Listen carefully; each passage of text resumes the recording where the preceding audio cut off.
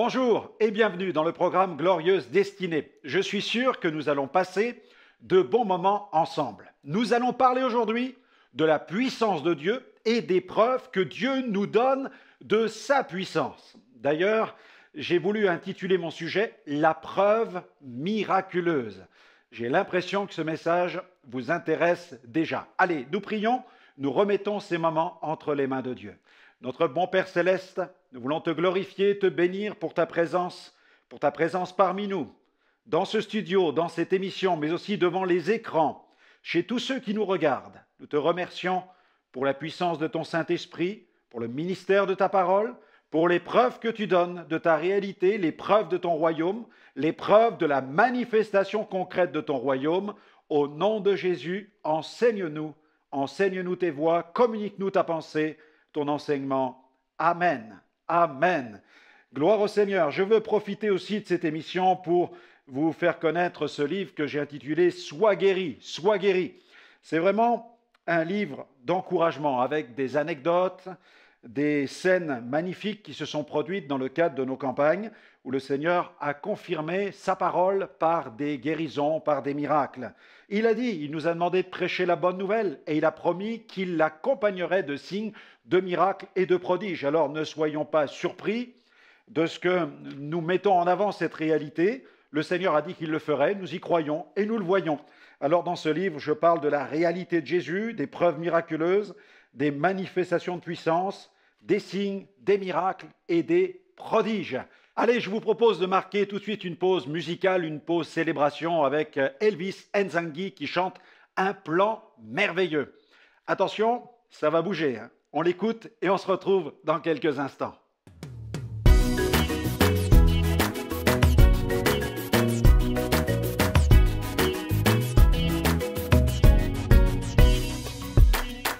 Je connais les projets de Dieu pour ma vie. Je le laisse me guider jour et nuit. C'est par sa main bienveillante qu'il a tracé ma destinée, il m'a créé pour régner. Même si les choses ne semblent pas marcher, pourquoi perdrais-je mon temps à trembler? Moi je suis né pour briller et le louer. Je le louerai avec force et avec joie. Car il a un plan merveilleux Pour moi, merveilleux, merveilleux. Tu as un plan merveilleux qu'il a prévu pour moi. glorieux, Un plan glorieux, glorieux. glorieux. Tu as un plan glorieux qu'il a prévu pour moi. Car il a un plan merveilleux, merveilleux, merveilleux. Tu as un plan merveilleux qu'il a prévu pour moi. Où que tu sois, croise aujourd'hui, qui trace un chemin là où il n'y en avait plus, qui donne la victoire à tous tes combats. Si tu crois, chante avec nous. Je connais le projet des dieux pour ma vie. Je connais les projets de Dieu pour ma vie. Laisse-le te guider. Je le laisse me guider jour et nuit. Sa main nous conduit. C'est par sa main bienveillante qu'il a tracé ma destinée. Il m'a créé pour régner. Même si les choses ne marchent pas comme on Même si veut, les choses ne semblent pas marcher, passe pas ton temps à trembler. pourquoi perdrais-je mon temps à trembler? Toi tu es né pour chanter. Moi je suis né pour briller et le louer. Alors loue, Je le louerai alors chante. avec force et avec joie. Car il a un plan. Car il a un plan merveilleux, merveilleux, merveilleux. Tu as un plan merveilleux qu'il a prévu pour moi.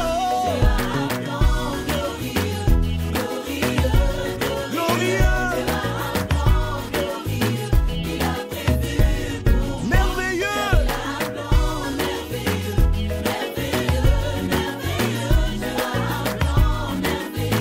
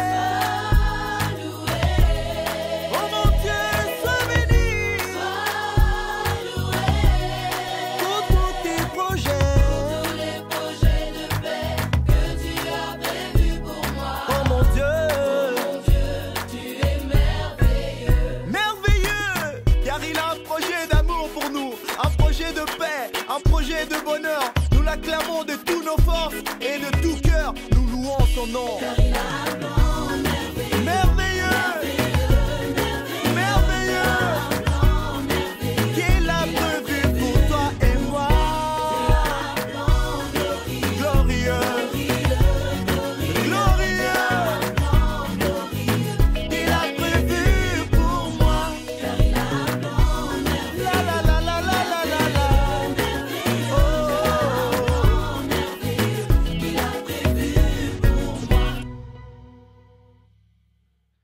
Merci Elvis Nzangi pour cette magnifique interprétation.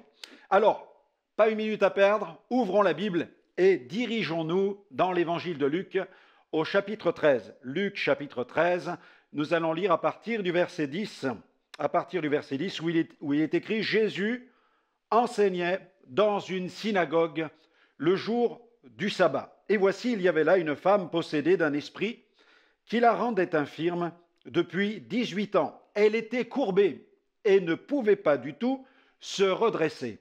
Lorsqu'il la vit, Jésus lui adressa la parole et lui dit « Femme, tu es délivrée de ton infirmité. » Et il lui imposa les mains. À l'instant, elle se redressa et glorifia Dieu. Amen. Quelle scène magnifique, n'est-ce pas? Jésus accomplissait des œuvres extraordinaires. Et ne pensez surtout pas que les miracles ne sont plus possibles aujourd'hui. Dieu glorifie encore aujourd'hui son Fils en accomplissant des miracles par la puissance du Saint-Esprit. D'ailleurs, il a répandu sa puissance sur son Église pour que nous allions proclamer la bonne nouvelle dans le monde. Jésus-Christ est le même hier, aujourd'hui et éternellement. Et il a un plan de bénédiction pour nos vies. Ce texte que nous venons de lire nous introduit dans un terrible combat entre le royaume de Dieu et celui des ténèbres. Au verset 10, il est écrit que Jésus enseignait. Les versets qui suivent cette scène mettent d'ailleurs l'accent sur le contenu de l'enseignement du Seigneur Jésus. Il enseignait au sujet du royaume de Dieu, de sa réalité et de ses principes. Mais revenons quelques instants sur cette guérison que Jésus opère un jour de sabbat. Comme à leur habitude, les fidèles sont rassemblés dans la synagogue pour accomplir leurs devoirs religieux. Malheureusement, au fil des siècles, la tradition a pris le pas sur l'autorité de la parole de Dieu. Dans Matthieu chapitre 15, versets 6 à 9, il est écrit d'ailleurs, Jésus ne manqua pas d'adresser ce sévère reproche aux pharisiens. Vous annulez ainsi la parole de Dieu au profit de votre tradition. Hypocrite, Ésaïe a bien prophétisé sur vous quand il a dit « Ce peuple m'honore des lèvres, mais son cœur est éloigné de moi. C'est en vain qu'il m'honore en enseignant des préceptes qui sont des commandements d'hommes. » Et derrière ce paravent de la religiosité se cache une toute autre réalité, invisible celle-ci, mais pourtant réelle. Une fille d'Abraham qui fréquente ce lieu de culte depuis bien des années souffre d'un grave problème spirituel. Elle est tenue par un esprit d'infirmité. L'ennemi la tient sous sa coupe. Le mauvais esprit qui la lie ne semble pas être dérangé par cette atmosphère très religieuse. Personne n'a discerné son problème. En accomplissant cette spectaculaire délivrance, Jésus apporta non seulement la preuve de l'existence de ces deux royaumes, mais il manifesta surtout la suprématie du royaume de Dieu sur celui des ténèbres. Par une seule parole d'autorité, Jésus pulvérisa la chaîne démoniaque et mit un terme à 18 années de souffrance. En accomplissant ce miracle, Jésus atteignit un objectif bien précis, accompagner la bonne nouvelle de preuves vivantes. Et c'est ce qu'il désire pour nous. Il désire certifier la proclamation de la bonne nouvelle avec des preuves miraculeuses. Aurions-nous la prétention d'être plus forts que Jésus pour nous passer de cette puissance divine tellement nécessaire à la confirmation de la prédication? La Bible affirme que Jésus-Christ est le même hier, aujourd'hui et pour l'éternité. Plus nous découvrons Jésus Sauveur, plus nous réalisons l'importance de la guérison divine. Jésus est le chef de notre foi. Il en est le consommateur et le rémunérateur. Si au moment de la maladie, nous faisons appel à notre médecin de famille pour bénéficier de ses connaissances et avoir recours à un traitement, n'oublions pas non plus de nous tourner vers Dieu, le créateur de nos corps et le gardien de nos âmes. Le Seigneur doit être au centre de notre foi. tournons-nous vers lui pour être guéris. Ce livre « Sois guéri » nous invite à persévérer dans la foi pour recevoir la guérison. Vous pouvez vous le procurer sur notre site internet www.gospelvision-international.com. Notons ceci, cette femme était courbée. La Bible dit qu'elle ne pouvait pas du tout se redresser. Il y a des situations où l'homme ne peut se redresser, c'est-à-dire qu'il fait face à des situations d'impossibilité auxquelles il ne peut faire face. Sans Christ, à l'image de cette femme, l'humanité est courbée. Elle ploie sous de lourds fardeaux. La parole de Dieu fait état de plusieurs fardeaux sous lesquels les êtres humains ploient. Il s'agit de jougs très pesants. Je pense au joug de Satan.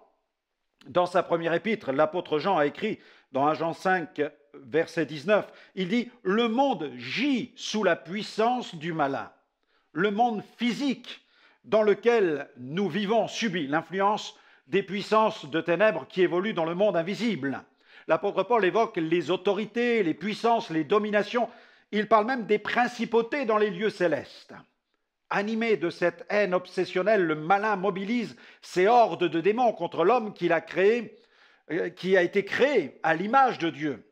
Et celles-ci déploient toute leur énergie pour plonger l'humanité dans les ténèbres. Elles poussent les hommes à pécher et les frappent d'une multitude de maux. Ainsi, nombreux sont ceux qui souffrent et qui aspirent à être délivrés des ténèbres. La foi authentique en Jésus nous préserve radicalement de telles emprises. Par la foi en Jésus, l'homme change de royaume et il change de maître. Alléluia. Un autre joug, c'est le joug du péché, un joug pesant. Des millions de péchés sont commis chaque minute. Il n'est pas étonnant que tant de visages soient si tristes, si sombres et si graves autour de nous.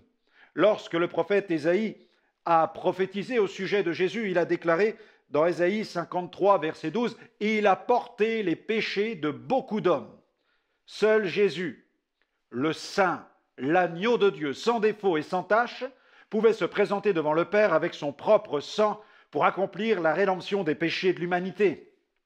Par son sang, il a accompli la rédemption des péchés des générations passées, présentes et futures. Il est le seul dans le monde capable de délivrer un homme du grand nombre de ses péchés, car il a porté les péchés du monde sur la croix et il a remporté la victoire par son sacrifice. Pour bénéficier de la grâce et du pardon et de la purification, l'homme doit recevoir Jésus dans sa vie comme Maître et Seigneur. Et puis, il existe encore un autre joug, le troisième, celui de la souffrance. Qu'elle soit physique, morale ou spirituelle, la souffrance fait mal et brise une multitude de cœurs. Mais Jésus est venu pour guérir ceux qui ont le cœur brisé par la souffrance. Il peut soulager du sentiment de rejet, de la culpabilité, du sentiment d'abandon, de la trahison peut-être, du mépris, de la tristesse, de la solitude.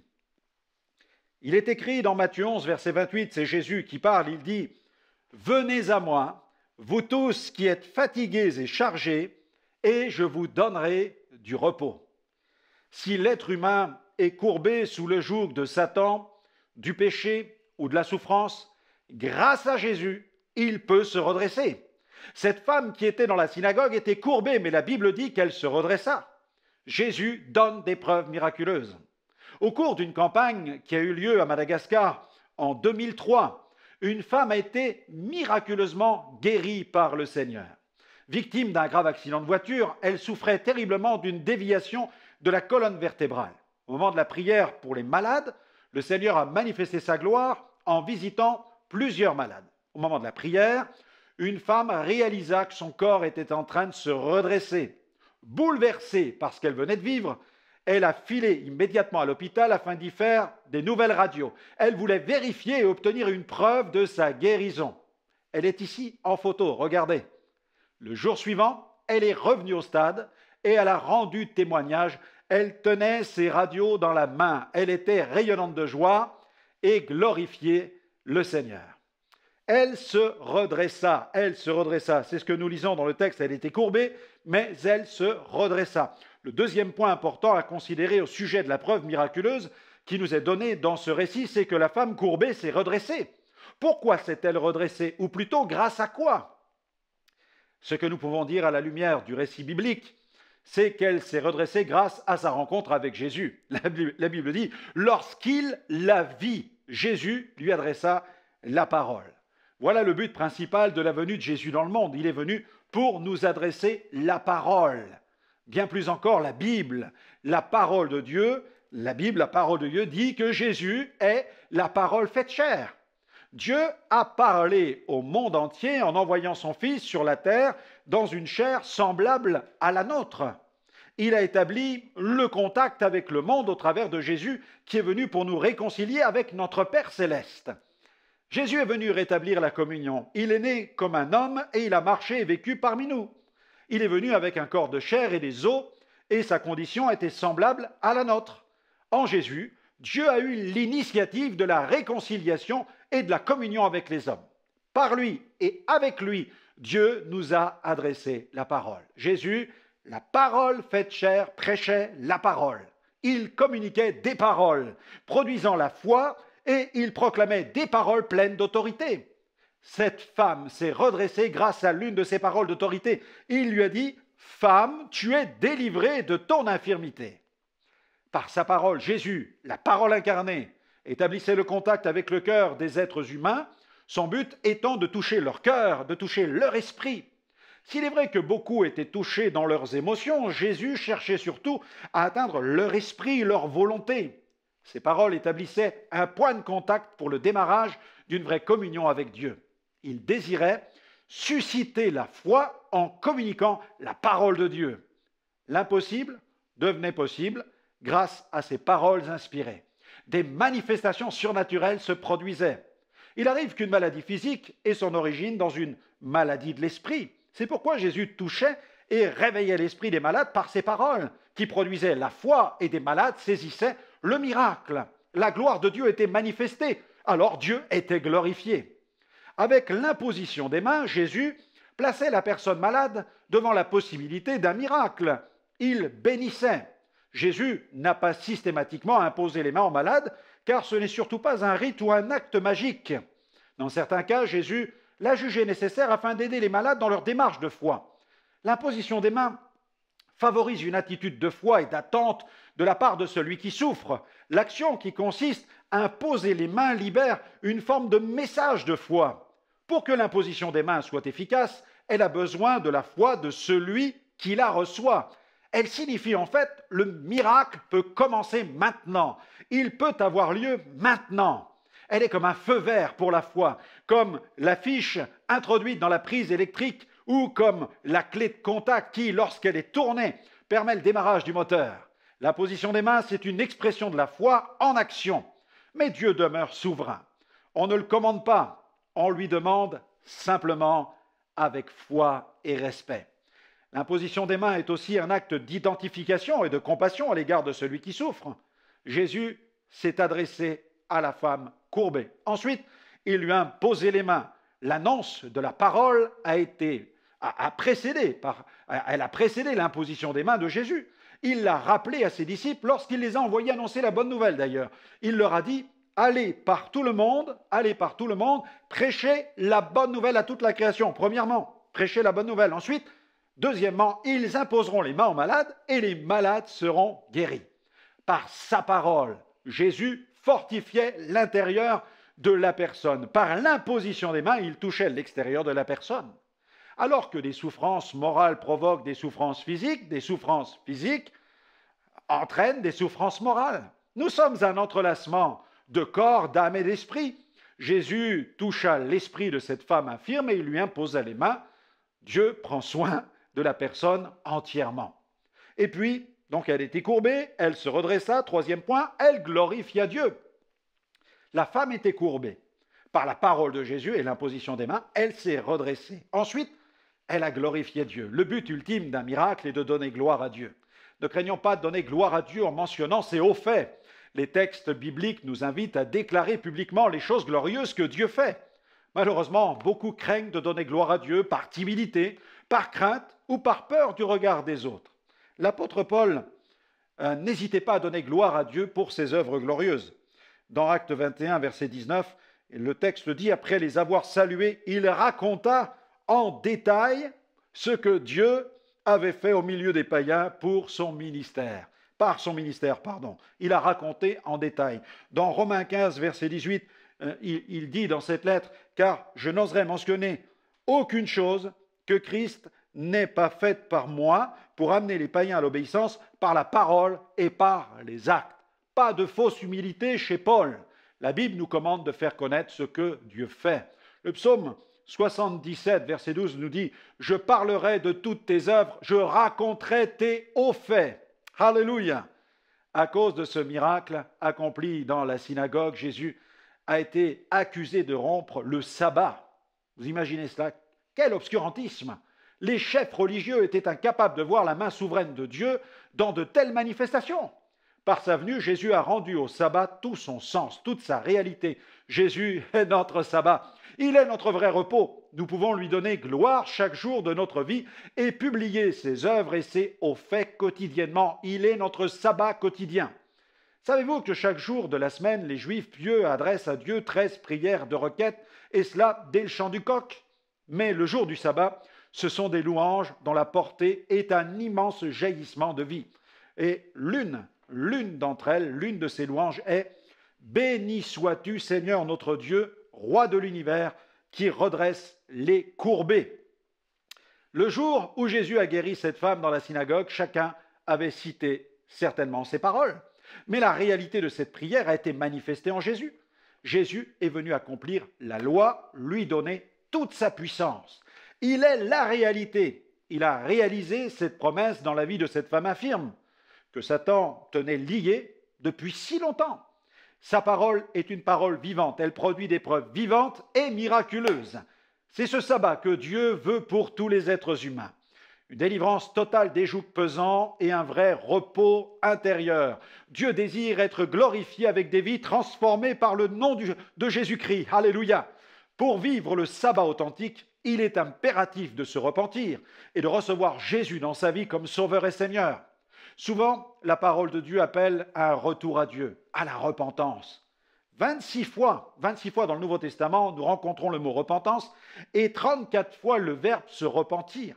Cette femme est venue pour s'approcher de Dieu et Dieu s'est approché d'elle. Elle a rencontré Jésus, le Fils de Dieu, son Sauveur. La Bible nous commande d'honorer Dieu, de lui rendre gloire, de le servir de tout notre cœur, de toute notre âme et de toute notre force. Cela doit être notre priorité. Nous devons glorifier Dieu en le célébrant, en lui rendant un culte qui lui soit agréable. La Bible dit « Tu adoreras le Seigneur ton Dieu et tu le serviras lui seul. » Amen.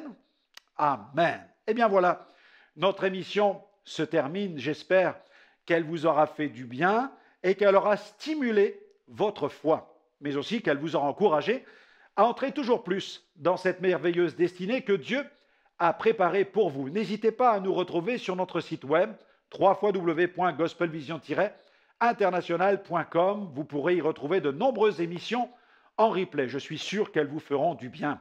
Que le Seigneur continue à répandre sa grâce sur votre vie et qu'il vous fasse pleinement entrer dans cette glorieuse destinée. Que Dieu vous bénisse et à très bientôt.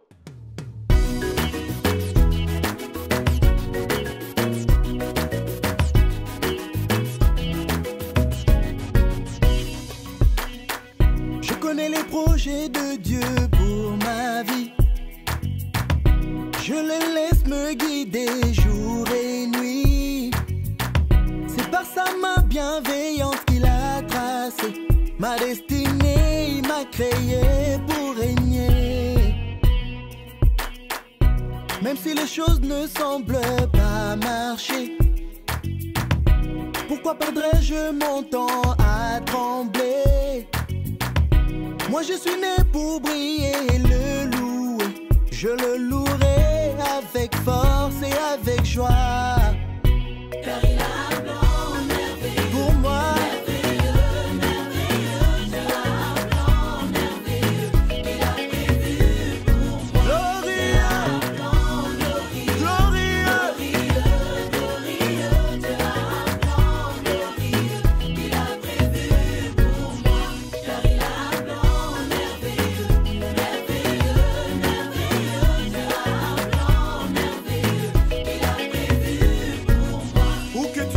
croise aujourd'hui, qui trace un chemin là où il n'y en avait plus, qui donne la victoire à tous tes combats.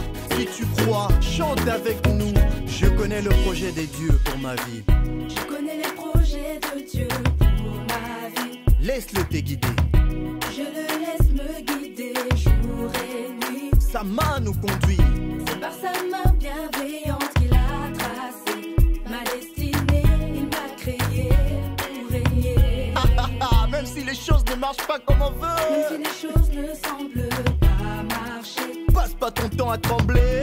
pourquoi perdrais-je mon temps à trembler? Toi tu es né pour chanter, Moi je suis né pour prier et le louer. alors loue